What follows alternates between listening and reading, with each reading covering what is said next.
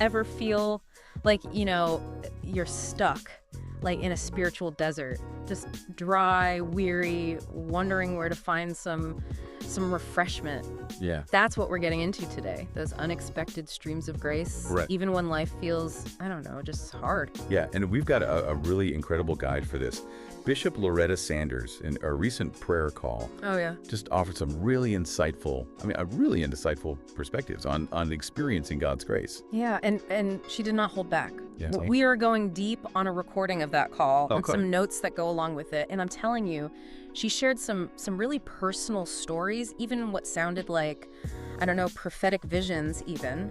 Yeah, it's amazing. It's amazing how she kind of brings together those personal stories with really deep theological ideas. Like take her definition of grace, for instance. Okay. She calls it unmerited favor, really highlighting that it's not something we earn by good deeds or tireless effort. Okay, hold on. Unmerited favor. Yeah. That almost feels like counterintuitive to like everything else in the world. Absolutely. We hear all the time, hustle harder, achieve more, prove yourself. It's true. We're basically trained to believe that we're only as good as what we do, like constantly checking off those boxes on this never-ending to-do list. Yeah. But grace, it completely changes the game. It's like it's saying you're already worthy, not because of what you do, but because of, well, whose you are. Who you are, yeah. I like that. It's like a pressure valve gets released, Absolutely. Just finally exhale. Yes, yeah. And it's so interesting how she connects this with like a really powerful image from Isaiah 35. Okay. Water bursting forth in the wilderness, streams flowing in the desert. Such a vivid picture, isn't it? I mean, you're surrounded by dryness, you're surrounded by despair, and then suddenly, there it is, this unexpected surge of life, of refreshment. That's grace in action. Yeah, and she's not just like talking about it, she's lived it. Wow. Bishop Sanders shared this, really moving story about a time when grace literally stepped in and saved her from some like serious, serious trouble. Wow. Gave me chills. Wow. It really reminds you, grace isn't just some abstract theological concept. Right. It's like this tangible force that's protecting us, guiding us, sometimes even pulls us back from the edge. And what's interesting? It's often when we're at our weakest, when we feel the most vulnerable, Right. that God's grace is the strongest. It's like that part in 2 Corinthians Yeah. where Paul, he talks about his thorn in the flesh, something he like desperately wanted God to take away from him. Right. Yeah. But God says, my grace is enough for you. Yeah. My power is made perfect in weakness. I think we can all, relate to that in some way. We've all got those thorns, that we're begging God to remove. Maybe a chronic illness, a relationship that's just painful, that voice in your head that just won't quit, not good enough. But Paul reminds us that those weaknesses, those places where we feel broken, they can actually become like channels for God's grace. It's like those cracked, parched riverbeds you see out in the desert. Right. Those cracks, they don't like repel the water, they actually pull it in, Right. allowing those dry places to be replenished. It's true. That's a good visual, I think, for how grace works in us too. Yeah, and this is what's really, really interesting. Okay. Bishop Sanders, she insists we don't earn this grace. Okay. It's not about being like good enough to deserve it. Right. She really pushes back against that idea. It's like she's saying, stop trying so hard to earn what's already yours. Yeah. That whole works versus grace thing, she really digs into that. Which honestly, like, what a relief, right? Go tell me about it.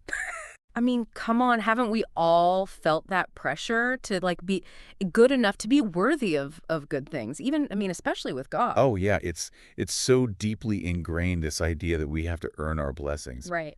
But what Bishop Sanders reminds us is that grace, it flips that whole thing on its head. It's not about us and what we do. Yeah. It's about who God is. Yeah. This God of like extravagant, overflowing, totally unearned love.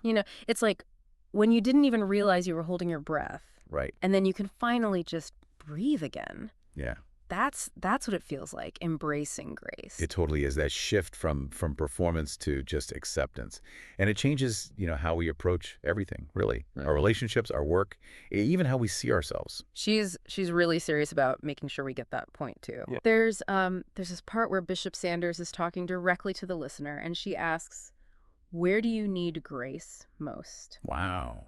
It's like she really wants us to be real, to be honest about where we're like messing up, where we feel like not good enough. And that's the key, isn't it? To really acknowledge where we need grace, to let go of this need to pretend we've got it all together. That's how it gets in, you know? Yeah. That's how it flows to those dry places in us. It makes you think about all those times we're like super critical of ourselves, Yeah. that voice in your head saying, not good enough, not worthy. Yeah. What if instead of listening to that, we remembered about grace? Mhm. What if we were kind to ourselves like God is to us? That's powerful. That image of like trading self-criticism for self-compassion. Yeah. Just remembering that we are already fully known and loved, just as we are. Yeah. And here's the really wild part. I thought we had covered all the bases with Grace, Right. but then she totally switches gears Yeah. and starts talking about like seeing visions. I know. I had to rewind Right. because I wasn't sure if I heard right. One minute we're deep in, theological stuff. The next we're talking about prophetic experiences and green SUVs. Yeah, it's like a reminder that that this whole spiritual realm, can be full of surprises, Yeah. for sure. And we definitely need discernment, of course, with stuff like that. But it's also good to stay open, Yeah. right, Yeah. to the possibility that God's talking, revealing himself, even in ways we don't expect at all. It's like those times when something totally random happens and your brain can't explain it, but, deep down it means something.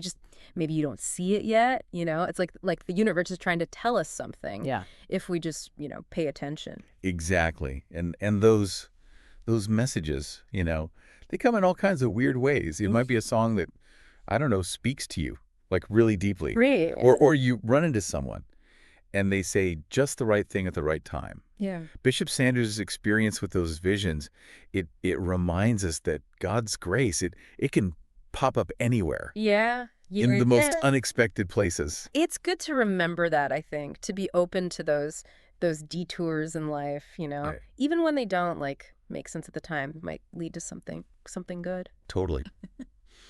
And you know what else really, really stuck with me? From Bishop Sanders' talk. She says right at the end, and it's a real head scratcher, she says, God often gives us what we need, even if it's not what we want at the time. That'll make you think, huh? What does that look like in our own lives? I know, right? Have you ever had that happen? Getting something you needed, but it wasn't what you were hoping for? Oh, totally. Think about like when a door slams shut, Yeah. a job falls through, a relationship ends. Right. It's easy to be disappointed, even like feel cheated. But what if those closed doors, what if that's like grace in disguise? What if that's actually redirecting us to something, I don't know, even better? Right. Something we wouldn't have chosen ourselves. Yeah. But it turns out to be exactly where we're supposed to be. Yeah. It's like, that saying, when one door closes, another one opens. Right. And maybe it's more like when God closes a door, he's opening a window, Yeah. something you never even knew was there. And maybe, when we look back on those times, those unwanted gifts, the disappointments, the times that we got lost, those were actually like the biggest blessings. Yeah. Shaping us, into who we're supposed to be. It's like those streams in the desert, right? They might go in all these crazy directions through the rough parts, but they always lead to something good. To life, to renewal, to something like beautiful and necessary. And on that note, I think we've all earned a nice, refreshing drink after this deep dive into the streams of grace. Absolutely. Remember that unmerited favor. It's flowing towards you right now. That's right. All you gotta do is open up and let it in. Beautifully said. Until next time, everyone, keep looking for those streams of grace in most unexpected places. You just never know what you'll find.